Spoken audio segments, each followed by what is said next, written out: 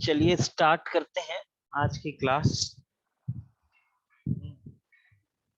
इससे पहले हम लोगों ने बहुत सारे बोनस प्लान्स या इंसेंटिव स्कीम प्लान को पढ़ा था, ठीक है, जिसमें वियर प्लान था, हेजे प्लान था, गैंट प्लान चार्ट था, रोवन प्लान था और भी बहुत सारे, दो और थे, ठीक है। टेलर डिफरेंशियल प्लान था, एमर्सन एफिशिएंसी प्लान था। तो आज का जो अभी बाकी बचे 4 प्लान हैं आपके सिलेबस में, उन्हीं चारों के बारे में अभी डिस्कस करना है कि वो 4 कौन कौन से हैं। उन्हीं के बारे में आज यहाँ पे हम लोग देखेंगे।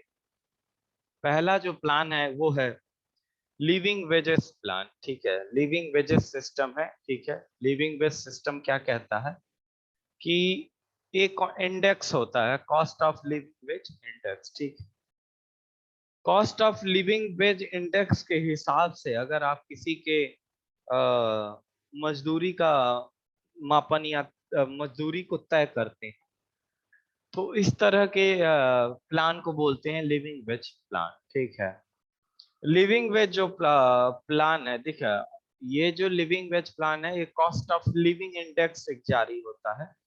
हर कोई भी गवर्नमेंट कर सकती है। कॉस्ट ऑफ लिविंग इंडेक्स का मतलब होता है आपको जीवन यापन करने के लिए कितना पैसा चाहिए, ठीक है।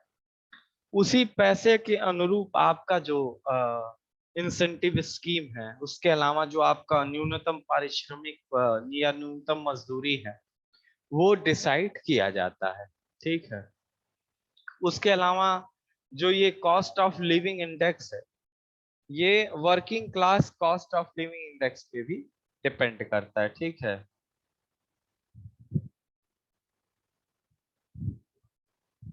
अब इस सिस्टम का क्या फायदा है, ठीक है। इस सिस्टम का फायदा ये है कि अगर मुद्रास्फीति बढ़ गई, मुद्रास्फीति को आप लोग जनरल भाषा में बोलते हैं महंगाई, ठीक है। मुद्रास्फीति एक टेक्निकल टर्म है, एक इकोनॉमिकल टर्म है। इकोनॉमिक्स में महंगाई को मुद्रास्फीति कहा जाता है, ठीक है। महंगाई आम शब्द है, जरूरी नहीं कि हमेशा मुद्रास्फीति क्या हो, महंगाई हो। आप लोग महंगाई के बारे में कभी कभार पढ़े होंगे या समझते भी होंगे मुद्रास्फीति क्या होता है। तो कॉस्ट ऑफ ये जो सिस्टम है ये बेस्ड होता है कॉस्ट ऑफ लिविंग इंडेक्स, ठीक। ये इंडेक्स हमको क्या बताता है, ये इंडेक्स ये बताता है कि एक श्रमिक या एक आम आदमी को अपना जीवन यापन करने के लिए कितने पैसे की आवश्यकता होती है। तो जो हमारा वेज है, ठीक है, भत्ता है या पारिश्रमिक है, ठीक है, वो इसी के आधार से डिसाइड किया जाता है।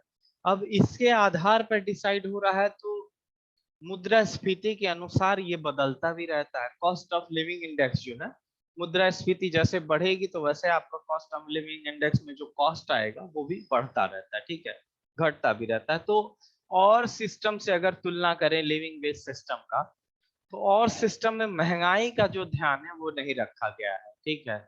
अब महंगाई का लेकिन जो ये सिस्टम ये इस पर बेस्ड है, तो इसमें महंगाई के अनुरूप ही वेज या भत्ता बदलता रहता है, ठीक है। महंगाई बढ़ेगी तो भत्ता भी क्या होता है, उसी अनुरूप बढ़ता रहता है। इस सिस्टम का फायदा ये है, ठीक है। इसके फायदे नफे नुकसान के बारे में थोड़ी देर बाद हम इसकी बात करेंगे। अब देखिए, जो कॉस्ट ऑफ लिविंग इंडेक्स की वजह से जो श्रमिक को मिल रहा होता है पैसा, ठीक है, वो उसके लिए एकदम यूं कहें तो एकदम एक्सेप्टेबल होता है, ठीक है। इससे श्रमिक को बहुत परेशानी नहीं होती है, ठीक।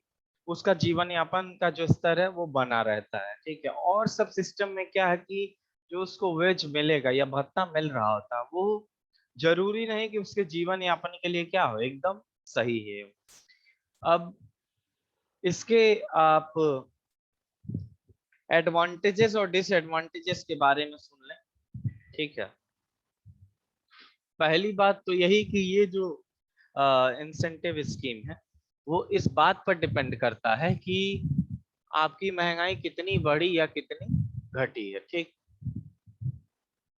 अब श्रमिकों को इस बात की चिंता नहीं रहती है कि बाजार के मूल्य बढ़ेंगे या फिर घटेंगे। तो एक जो ये पॉइंट है ये भी इस इंसेंटिव स्कीम में दूर हो जाता है। अब देखिए, आपको अगर महंगाई के अनुसार भत्ता मिलता रहता है तो आपका असंतोष का जो लेवल होगा वो भी क्या रहेगा, न्यूनतम रहेगा। तो और एक और बात है, नियोक्ता और श्रमिकों के बीच कोई भी तकरार नहीं होती है, क्योंकि उस बढ़े हुए महंगाई के अनुसार ही आपको भत्ता मिलता रहता है इस सिस्टम में, ठीक है। तो उसके अलावा अ, आपको जो सैलरी है वो आराम से मिल रही है इस सिस्टम में, बढ़ते जैसे महंगाई बढ़ रही है उसी हिसाब से मिल रही है। और इसका ये फायदा होता है कि जो मजदूर है वो अपने जो उसका क्षमता है वो अपनी पूरी क्षमता से काम करता है, ठीक है। कुछ घाटे भी हैं, घाटों को देखें। श्रमिकों का जो भत्ता है वो तत्काल परिवर्तित नहीं होता, कुछ महीनों या कुछ तिमाही छमाही में परिवर्तित होता है, क्योंकि महंगाई एक दिन की बात नहीं होती है। महंगाई का जो मेजरमेंट होता है ओवर अ पीरियड होता है, मतलब किसी की निश्चित समय के अनुसार होता है, या फिर महंगाई भर मासिक रूप में हम महंगाई निकालते हैं, या फिर तिमाही रूप में या छमाही रूप में या वार्षिक रूप में। तो जो भत्ते का परिवर्तन है वो इसमें तुरंत तुरंत नहीं किया जा सकता। और सिस्टम में देखा जाए तो हम अपनी क्षमता के अनुसार अगले दिन बदल सकते थे क्या, अपना भत्ता अपना बोनस बदल सकते, लेकिन इसमें क्या है कि आप उसको बदल नहीं सकते। वो महीने भर का हो सकता है प्लान, या फिर 3 महीने या 6 महीने, जिस हिसाब से कॉस्ट ऑफ लिविंग इंडेक्स की इंडेक्सिंग आती होगी, ठीक है।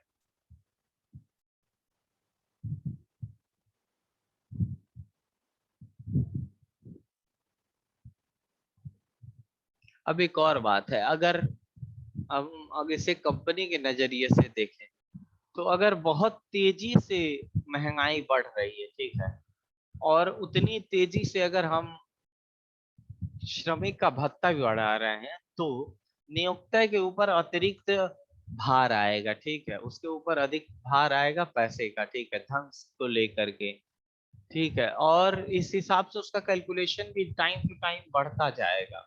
तो ये इस सिस्टम का कुछ घाटे हैं, घाटे और फायदे आप अपने हिसाब से लिख सकते हैं। अगला जो वेज सिस्टम है हम देखते हैं अगले सिस्टम के बारे में। अगला जो सिस्टम है वो है को पार्टनरशिप प्लान। ये 8वां टाइप का इंसेंटिव स्कीम है। इसे सहभागिता पद्धति भी कहते हैं, को पार्टनरशिप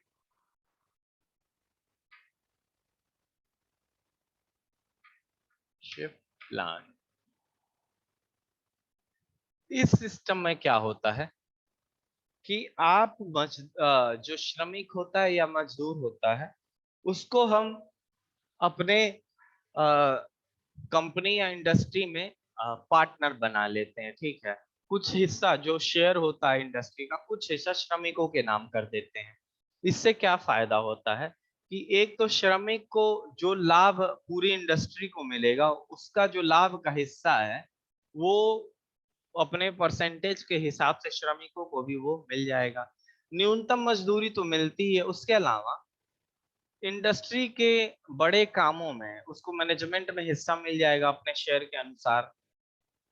मैनेजमेंट के जो नियंत्रण बैठकें हैं या फिर जो भी मीटिंग्स है उसमें आप निर्णय लेने के काबिल हो जाते हैं। तो श्रमिक जो है इस आधार पर श्रमिक का भत्ता तय होता है, या फिर इस तरह का बोनस होता है कि आपको जो है हम पार्टनर बना दे रहे हैं। तो इस वाले स्कीम में क्या होता है, आपको मिनिमम वेज तो मिलता ही मिलता है, उसके अलावा जितना आपका पार्टनरशिप परसेंटेज होता है उसी के अनुसार आपको बोनस भी मिलता है जो लाभ हुए हैं कंपनी को। उसके अलावा आप जो है या जो श्रमिक है उसको जो मैनेजेरियल डिसीजंस हैं उनमें भी इसको पार्ट मिलता है। उसके अलावा आप एक और बात देख लीजिए श्री चैपमैन थे, उन्होंने एक बात कही थी स्पेशली को पार्टनरशिप प्लान को लेकर के। वो ये कहा था कि सहभागिता में लाभ विभाजन एवं नियंत्रण दोनों का समावेश दृष्टिगोचर होता है। तो आप इससे देख सकते हैं कि आप सहभागिता भी कर रहे हैं, उसके बाद लाभ। इस सहभागिता वाले प्लान में या इस को पार्टनरशिप प्लान में क्या होता है कि आप लाभ का भी अधिकार है आपके पास, क्योंकि आप पार्टनर हैं। दूसरी बात, आप नियंत्रण भी कर सकते हैं क्योंकि आप पार्टनरशिप मेंबर के थ्रू आप मैनेजमेंट में जुड़े हुए हैं। तो आपका जो कंट्रोलिंग पावर है वो भी आपके पास है। अब देखिए इसके कुछ एडवांटेज हैं। जो एडवांटेज इसमें है वो ये कि वेतन तो मिलता ही मिलता है। वेतन के अलावा जो लाभ होगा उसका भी आपको कुछ प्रतिशत, जब जितना परसेंटेज आपका होगा उसके हिसाब से। उसके अलावा आप नियंत्रण कार्य में भी, कंपनी के नियंत्रण में भी भागीदार हो जाते हैं। अब देखिए होता क्या है कि जब श्रमिक को ऐसा लगता है कि मैं भी इस कंपनी में मेरा भी शेयर है, मेरा भी हिस्सा है, तो उसका जो उत्साह है और उसकी जो दक्षता या क्षमता है कार्य करने की वो बढ़ जाती है, क्योंकि उसको लगता है ये मेरी ही कंपनी है। ये इसके फायदे हैं। कुछ घाटे भी हैं। पूंजीपतियों को दिक्कत होती है क्योंकि पूंजीपतियों को शेयर करना काफी मुश्किल होता है। उनके लिए शेयरिंग ऑप्शन स्पेशली श्रमिकों के साथ उनका दिक्कत आता है। तो पूंजीपतियों के रिस्पेक्ट में ये प्लान ज्यादा प्रेफर नहीं किया जाता है। अब एक और बात है, अधिकांश जो श्रमिक होते हैं वो क्या होते हैं, अशिक्षित या फिर कम स्किल होता है, मैनेजरियल स्किल्स उनमें कम होती है, लेकिन उन्हें डायरेक्ट इसमें पार्टनरशिप उनको पार्टनर बनाकर हम क्या करते हैं, मैनेजर बोर्ड में शामिल कर लेते हैं। तो इससे जो बोर्ड को खासी दिक्कत होती है। अब होता क्या है कि बहुत बार ऐसा देखा गया है इस प्लान में कि जो आपका श्रमिक का रिप्रेजेंटेटिव है, ठीक है, वो शामिल होने के बाद वो पूंजीपतियों के ही क्या हो जाता है, अधीन हो जाता है, उन्हीं की गुलामी करने लगता है। ठीक है, तो इससे जो श्रमिक संघ के ऊपर खतरा मंडराने लगता है। श्रमिक संघ का कार्य यहाँ कम हो जाता है क्योंकि जो यहाँ श्रमिक का रिप्रेजेंटेटिव है वो डायरेक्ट मैनेजरियल बोर्ड में चला गया है और वो वही करेगा जो वहां के लोग कहेंगे। तो श्रमिक संघ के रिस्पेक्ट में ये घाटे की बात है। तो ये एक प्लान था। दूसरा प्लान है प्रॉफिट शेयरिंग स्कीम।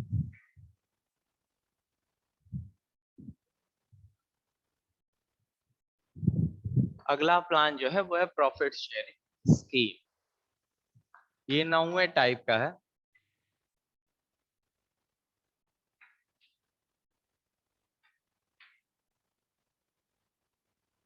अब देखिए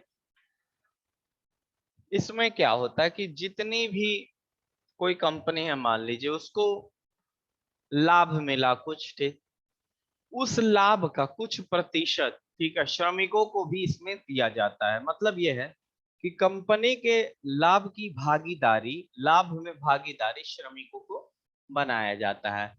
तो जो भी शेयर होंगे प्रॉफिट का, उदाहरण के लिए हम मान ले रहे हैं कि 20% जो प्रॉफिट का हिस्सा है वो किसको जाएगा, लेबर्स को, मजदूरों को।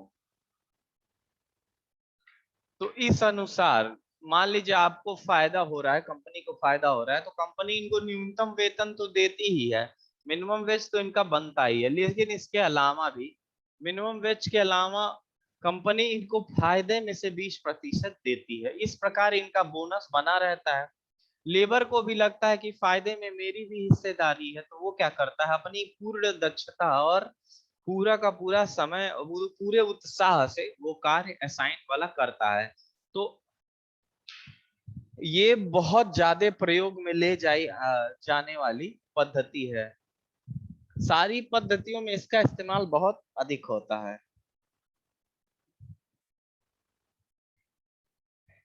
लेकिन अब इस पद्धति का एक घाटा फायदा देख लें कि अगर एक बार आप डिसाइड कर लें कि हम 20% की प्रॉफिट का शेयर देंगे या हिस्सा देंगे किसको, श्रमिकों को, तो वो एक बार डिसाइड हो जाता है तो वो बदलता नहीं है कभी भी। लेकिन और सिस्टम में ये फायदे थे कि आपका जो बोनस का अमाउंट है वो बदल सकता है, ठीक है। वो तो प्रॉफिट डिपेंडेंट होगा, लेकिन जो शेयरिंग है, फॉर एग्जांपल 20% फिक्स हो गया शुरू में।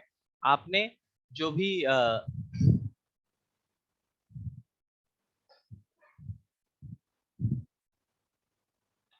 आपने जो भी डील की शुरुआत में श्रमिक और नियोक्ता के बीच में हो जाती है, उसी के हिसाब से एक बार फिक्स्ड हो जाता है तो हमेशा चला रहता है। तो जो प्रॉफिट शेयर में परसेंटेज है वो फिक्स नेचर का होता है, ये इसकी घाटा है।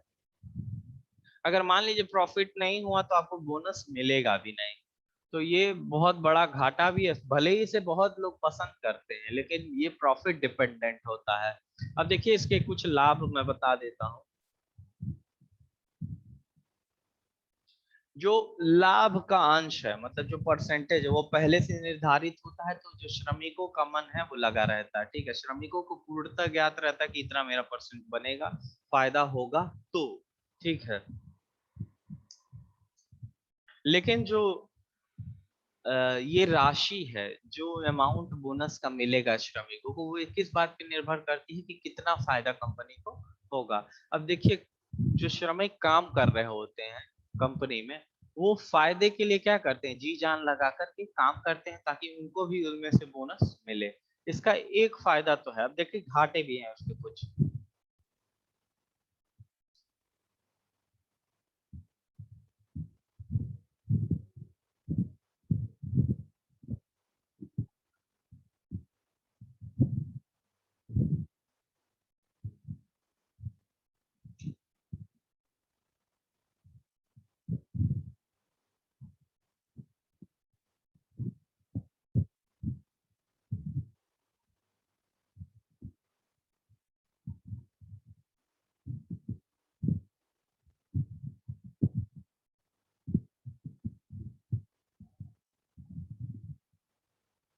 चलें, अगला प्लान जो है वो है बीडेक्स प्लान। अगला प्लान जो है वो बीडेक्स प्लान। अब तक आपने तीन, आज लगभग आपने तीन प्लान के बारे में पढ़ा है। अंतिम जो प्लान है वो है बीडेक्स प्लान।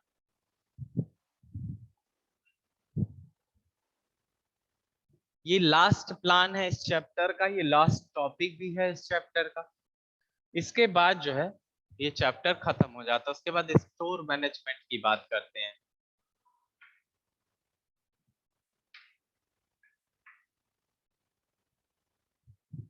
स्पेलिंग देख लीजिए, इसको बेडो या बीडाक्स प्लान कहते हैं, ठीक है।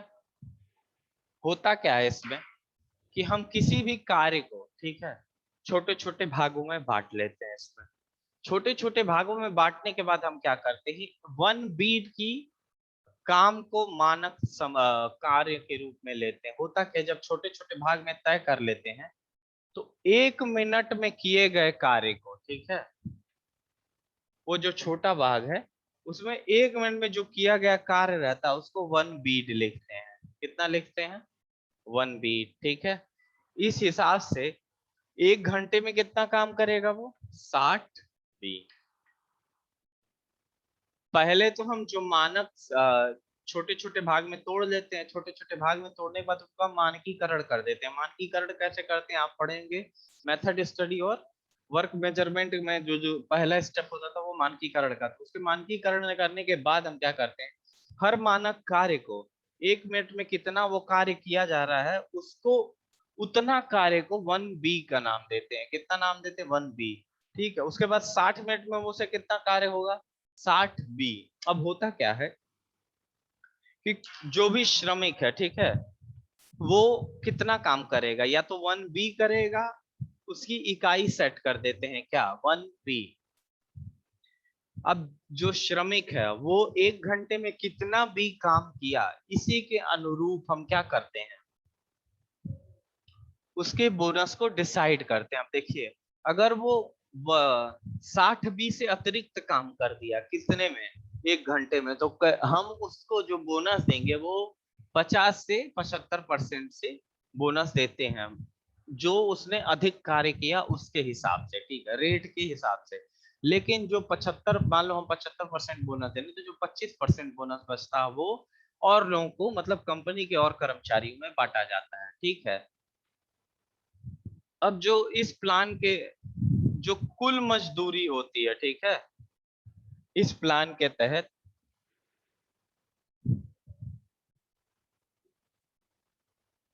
जो टोटल वेज होता है इसमें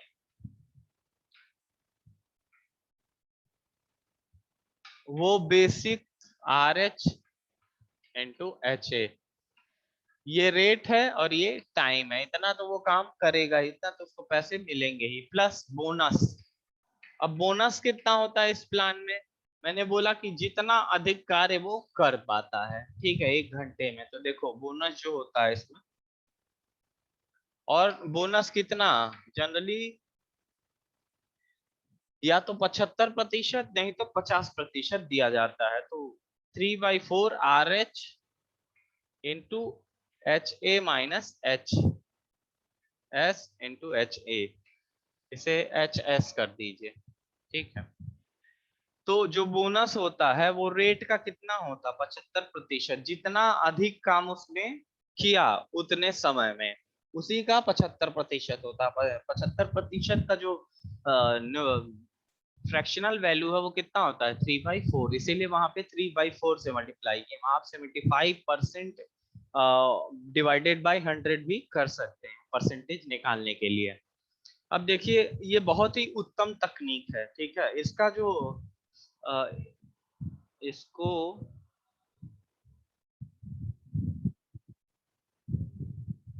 इसमें दिया नहीं है, इसको किसने खोजा था, कोई बात नहीं। अब जो श्रमिक हैं इसके कुछ फायदे जान लें। जो श्रमिक हैं उनको, और उनको छोड़ के श्रमिक के अलावा जो सुपरवाइजर हैं, अप्रत्यक्ष जो काम करते हैं, ठीक है, जो डायरेक्ट लेबर हैं, ठीक है, और जो डायरेक्ट लेबर हैं, उन दोनों को फायदा पहुंचता है। क्योंकि आप कुछ हिस्सा क्या करते हैं, 75% हिस्सा किसको देते हैं? अपने श्रमिक को। बाकी बचा जो फायदे का प्रतिशत का हिस्सा वो किसको दे रहे हैं? नॉन डायरेक्ट इनडायरेक्ट लेबर को दे रहे हैं, ठीक है। अब देखिए इसका घाटा ये एक बात है कि आप जब बीडेक्स प्लान की तैयारी कर रहे होते हैं तो आपको मेथड स्टडी, वर्क मेजरमेंट करना पड़ता है। बहुत काफी टाइम टेकिंग है। टाइम टेकिंग के अलावा ये पैसे भी अधिक खर्च होते हैं इस प्लान को बनाने में, इसलिए जल्दी प्रेफर नहीं किया जाता है। ठीक, अब जो 25% बचता है किसका, आपको पहले ही बताया कि 75% तो श्रमिक को दिए, 25% बचा। तो जो वो फायदा है 25% का, उसको कैसे बांटा जाता है इनडायरेक्ट लेबर में? फॉर एग्जांपल इनडायरेक्ट लेबर में जैसे चार्जमैन है, ठीक है, ऑफिस वर्कर्स हैं, हेल्पर्स हैं, इनको कैसे बांटा जाता है? तो जो इनका प्रॉफिट शेयरिंग होता है वो उत्पादन की क्षमता के अनुसार होता है। मान लो आज उत्पादन अधिक हुआ तो उत्पादन की जो क्वांटिटी है, अमाउंट है, उस हिसाब से ये 25% फायदे का दिया जाता है इनडायरेक्ट लेबर्स को, ठीक है। अब देखिए कुछ अतिरिक्त प्रोत्साहन योजनाएं, अभी तक आपने 2 प्रोत्साहन योजनाएं पढ़ी हैं, ठीक है, financial scheme and non financial incentive scheme, दो के बारे में पढ़ा था। कुछ और भी स्कीम्स होते हैं इंसेंटिव्स के, ठीक है, उनके बारे में हम यहाँ डिस्कस करेंगे। उसके बाद ये पूरा का पूरा चैप्टर खत्म हो जाता है। उसके बाद हम लोग पढ़ेंगे स्टोर मैनेजमेंट, ठीक है।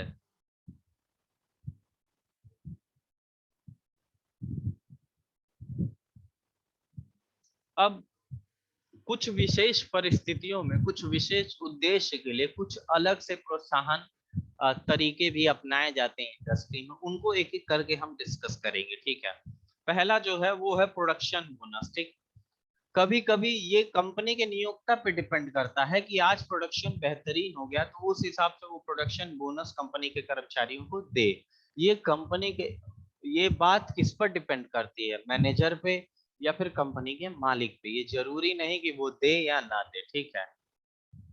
अगला जो है वो है गुण स्तर बोनस, क्वालिटी बोनस। अब देखिए कभी कभी क्या होता है कि अत्यधिक काम के चक्कर में, ठीक, श्रमिक जो है वो जो क्वालिटी है प्रोडक्ट का उसे कम कर देता है। ठीक है, काम अधिक करता है तो क्वालिटी को क्या करता जाता है, कम, जल्दी काम करने में, अत्यधिक काम करने, ताकि उसका बोनस बढ़ता रहे। तो करती हैं क्या है कंपनियां कि क्वालिटी का स्तर बनाने के लिए उन्हें क्वालिटी बोनस भी देती है। मतलब यह है कि काम आप अधिक करें पर आपका